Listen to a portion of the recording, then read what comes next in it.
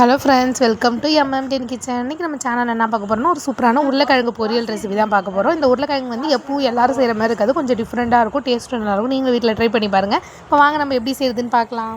இப்போ அதுக்கு தேவையான அளவுக்கு உருளைக்கிழங்கு எடுத்துக்கலாம். உருளைக்கிழங்கு இந்த மாதிரி தோல் உரித்து எடுத்து வச்சுக்கோங்க. இப்போ நம்ம எடுத்து வச்சுருந்த உருளைக்கிழங்கு இந்த மாதிரி குட்டி குட்டியாக கட் பண்ணி வச்சுக்கலாம். ஒரு கடாய் எடுத்து அடுப்பில் வச்சு 2 ஸ்பூன் எண்ணெய் சேர்த்துக்கோங்க. இப்போ எண்ணெய் நல்லா காய்ச்சதுக்கப்புறமா சீரகம் 1 ஸ்பூன் சேர்த்துக்கோங்க. இப்போ இது கூடவே கடுகு 2 ஸ்பூன் சேர்த்துக்கோங்க. ஒரு 2 கொத்து கருவேப்பிலை உருவி இது கூடவே சேர்த்துக்கோங்க.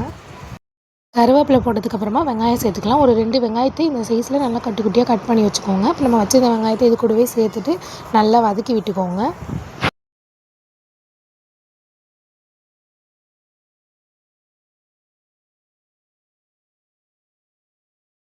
இப்போ ஒரு பெரிய தக்காளியை இந்த மாதிரி குட்டி குட்டியாக கட் பண்ணி வச்சுருந்தோம், அதையும் இது கூடவே சேர்த்துட்டு நல்லா வதக்கி விட்டுக்கோங்க. தக்காளி வந்து அரைச்சி சேர்க்கலாம். ஆனால் இதுக்கு வந்து அரைச்சி சேர்க்கறத விட அப்படியே போட்டால் தான் டேஸ்ட் நல்லாயிருக்கும். அதனால தான் அப்படியே போட்டிருக்கோம். நீங்களும் அப்படியே போட்டு செய்யுங்க, நல்லாயிருக்கும். தக்காளி போட்டுட்டு ஒரு 5 மினிட்ஸ்க்கு அப்புறமா இந்த மாதிரி பூண்டை நல்லா இடிச்சிட்டு சேர்த்துக்கோங்க. பூண்டை ரொம்ப மைய அடிக்கணும்னு இல்லை, லைட்டாக இடிச்சுக்கோங்க, அதுவே போதும். பூண்டை இந்த மாதிரி சேர்த்துட்டு நல்லா கிண்டி விட்டுக்கோங்க. இப்போ நம்ம எடுத்து வச்சுருந்த உருளைக்கிழங்கு இது கூடவே சேர்த்துக்கலாம். உருளைக்கிழங்கு சேர்த்துட்டு நல்லா வதக்கி விட்டுக்கோங்க.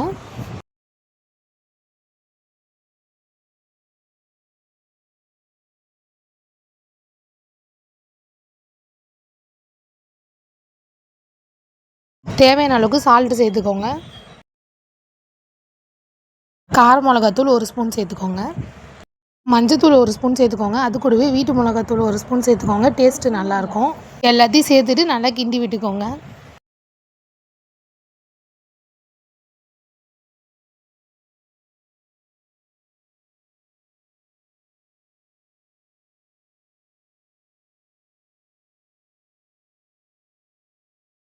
பாருங்கள், உருளைக்கிழங்கு வந்து சூப்பராகவே ரெடி ஆகிட்டு வருது. ஒரு 15 மினிட்ஸ் வச்சுட்டா அப்புறமா நம்ம ஆஃப் பண்ணிடலாம்.